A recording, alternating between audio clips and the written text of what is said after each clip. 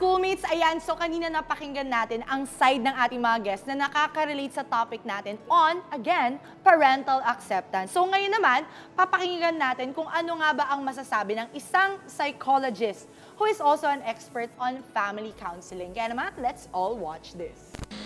Ang acceptance ay napaka-importante dahil dito hinuhubog ang buong pagkatao ng isang bata o isang bawat miyembro ng pamilya. Kung ikaw ay tanggap, hindi ka lang tatanggapin physical, hindi ka lang tatanggapin ano man ang iyong ideolohiya, tatanggapin kang buong buo. Physical man to, emotional, moral, social, at iba't ibang aspeto pa ng pamumuhay natin.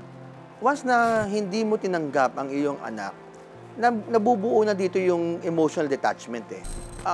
Maaaring physically present yung anak mo sa loob ng pamamahay o sa loob ng tahanan. Subalit yung emotions niya lumalayo, yung social relationship ninyo nawawala, at higit sa lahat yung love na meron dapat kayo, unti-unti nawawala. Kasi nga, yung batang hindi na-disapprove ay nakakaramdam ng rejection, nakakaramdam ng negative feelings, doon pa lang hindi na nagiging healthy yung environment niya habang siya ay nandoon sa pamilyang hindi siya katanggap-tanggap. Tandaan natin ng bawat bata ay iba. Meron tayong tinatawag ng individual differences. Kung sa tingin mo, hindi to akma sa iyong conviction bilang magulang, marahil tanungin mo rin sarili mo, ano yung tinuro mo sa anak mo? Ngayon, kung sa tingin mo na hindi ka tanggap-tanggap sa iyo ang decision ng isang bata, marahil wag mo sana siyang husgahan muna. Pakinggan, tanungin, anak, ano ang naging pamantayan mo doon sa decision mo? Ano yung mga criteria mo? Bakit ka humantong sa ganitong decision? Ano yung maitutulong ko pa para magpapaganda yung decision mo? Kasi minsan hindi naman lahat ng decision ng mga bata ay masama para sa kanila. Kaya nga yung magulang dapat consultant at mentor. Hindi mo dapat hawakan yung bata pagdating sa decision kasi una, kaya mo pinag-aral yung anak mo para maging independent siya. At bahagi ng kanyang pagdidesisyon, yung pag-apply ng natutunan niya sa kanyang mundong kinagalawan. So, bawat desisyon na ginagawa ng bata ay maaaring sa tingin natin mali. Pero kung sa tingin natin mali man, doon papasok ang role ng magulang upang tanungin, upang pagsumikapan na ayusin ang anumang desisyon ng bata. Siguro gayahin natin yung analogy ko ng saranggola. Pag nagpapalipad tayo ng saranggola. Kung sa tingin mo, yung anak mo ay stable, parang saranggola lang yan, unti-unti mo siyang luluwagan. Pero kung sa tingin mo yung saranggola o anak mo ay unstable, unti-unti mo siyang higpitan, pero huwag mo siya ibabagsak. But rather, hatakin mo sa paangat upang nasa ganon, makabangon sa muli. Sa mga kabataan, tandaan natin na habang buhay ang ating mga magulang, andyan sila para gumabay sa atin. Huwag mag-atubiling mag-consult dahil sapagkat nalalaman ng mga magulang kung ano makakabuti sa atin. Kung ikaw man ay nakaramdam ng rejection sa society o sa family mo, isa lang pwede kong sabihin sa iyo, reject the rejection. At sa mga magulang naman, sana pagbigyan natin ng mga kabataan natin, mga anak natin na magdesisyon para sa sarili nila, pero wag natin sana silang hayaang mag-decide na mag-isa, but rather, pakinggan din natin kung yung decision ba nila ay makakabuti. At kung ito'y makakabuti, suportahan. Kung ito'y makakasama, tulungan natin silang maghanap ng mabuti pang paraan para makapag-decide sila ng tama. Ayan, bilang yung mga magulang ng ating mga guests for today ay very vocal and very supportive nga, no? Ikaw naman, Trisha, kung makakapag-share ka sa akin. Yes, sa amin, sa ating mga schoolmates na ngayong mga major decisions in life na medyo nahirapan kang patunayan sa iyong mga magulang. Paano yung naging process? Siguro, parang most of my major decisions kasi, tama yun eh. Parang kailangan mo lagi ng approval ng parents kasi sila yung una mong kasama. At sila lang yung only kasama ko, nung syempre as an only child, di ba? Pero yung mga major life decisions ko, most of the time, fortunately naman, no, lahat sila, okay for them to push you, okay for them to support you. Ang lagi lang nilang tinatanong sa akin is, sigurado ka bang magiging masaya ka dyan? Kasi at the end of it all, yung mga magulang natin, gusto lang nila maging masaya tayo, pero nakakalimutan nila paminsan na same ba yung definition ng happiness ko sa happiness nila? Oo, Yeah. diba? So yan, ikaw G, kung ma-share mo lang, Yes. syempre malamang sharing Chikahan tayo ngayon, dito diba? talaga, tita. Oo. Parang, nung sa part mo, I think I'm very much aware, no, yung struggles mo rin with your family.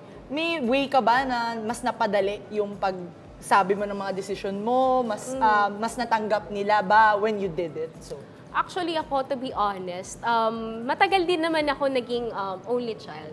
And nung nagkaroon ako ng kapatid, it's a really big adjustment process for me. Right.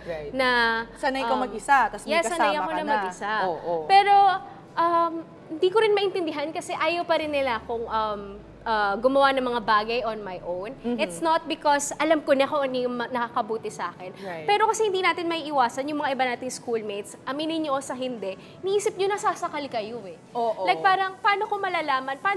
At some point, lalaki kami lahat, hayaan nyo kami mag-decide. Kung magkamali kami. Right. Let us learn on our own mistakes. Correct. Yes, ayun. Take accountability para kapag sa ibang tao ko nagawa yung pagkakamali na yun, mag-take din ako ng accountability for that. Kasi Right. ang hirap naman na basihan ko yung decision ninyo, even though you just wanted what's best for me. Pero at the end of the day, kapag mali yung naging outcome, gusto nyo ba sa inyo ko isisi yun? Correct. Diba? Yung may regrets ka na sabihin Yeah, na, oo. sabi nyo kasi ganito ganyan. Tapos diba? ano nangyari, Oo, diba? right. So, And siguro, G, parang yung sinasabi mo rin kanina, common yun sa lahat ng, hindi lang sa nagka-come out, no, ng mga schoolmates Oo. natin, but people who are growing up na, shocks, hindi na ako bata, pero gusto mo akong mag-rely sa decision mo, pero sometimes gusto mo mag-mature ako. So, saan ba ako lulugar? Ano bang Yes. gusto mong gawin ko with my decision? Do I stick by it? Do I always ask for your approval? Paano ba? 'Di ba? So, I think, G, no, dun sa mga sinabi din ng mga guests natin, and of course, nung psychologist natin kanina, the role of the parent is to always guide their child. Oversee, di ba? So, when we say na the role is to guide, of course, at some point, there is a trust-making process that should happen, di ba? Na the parents should trust their children na ito na yung mga moral values na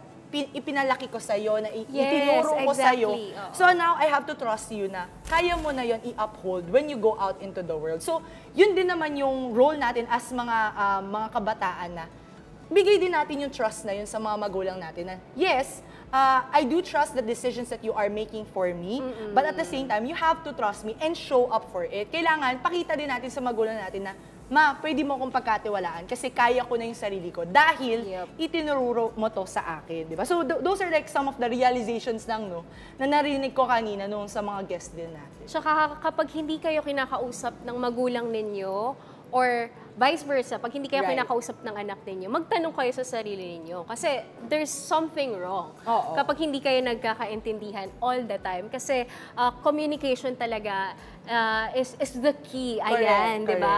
Relasyon, sa kahit anong relasyon, parental man yes. yan, romantic man yan, pag hindi kayo nag-usap at nag-meet in between, walang compromise, talagang magkakasakitan kayo ng emotions, Correct. 'di ba? Parang 'di ba? Ang learning point ko dito is parang pag sa school, kailangan muna nating Mag-test. mag-exam Oo. bago natin malaman na mali tayo or natuto tayo. Right. But in life, kailangan muna nating magkamali para Oo. masabi natin na natuto na ba ako or do I still need to improve some parts of my life? Ganon. Yes. So, always compromise, meet in between, and syempre, kahit naman gano'n natin kagusto yung isang bagay, huwag naman nating i-disrespect ang ating mga magulang. Correct. At the end of the day, sabi nga nila, magulang mo pa din yan. Right. But, hindi naman tayo anak lang eh. Dapat makikinig din sila sa atin. Tayo ay anak at magulang. Kaya naman, Yes. siguro, last na lang din, maganda yung sinabi ng mga guests natin kanina na if we want to make families a safe space, dapat yung schools din natin should be a safe space. Kaya naman dito sa schoolmates at sa mga inyong mga paaralan, sana matanggap din natin yung mga desisyon ng ating mga estudyante, ng mga anak natin, at gabayan natin sila to making the right decisions and make them feel na they are accountable for their decisions and at the same time that they are safe to make those decisions. Kaya naman with that, sa bawat usapin, sa bawat issue, may boses tayong mga kabataan. Sumali, makinig at makiisa dahil opinion nyo'y mahalaga. Kaya naman sabay-sabay nating isigaw sa buong mundo. Schoolmate! May pakialam ka! Sigaw ang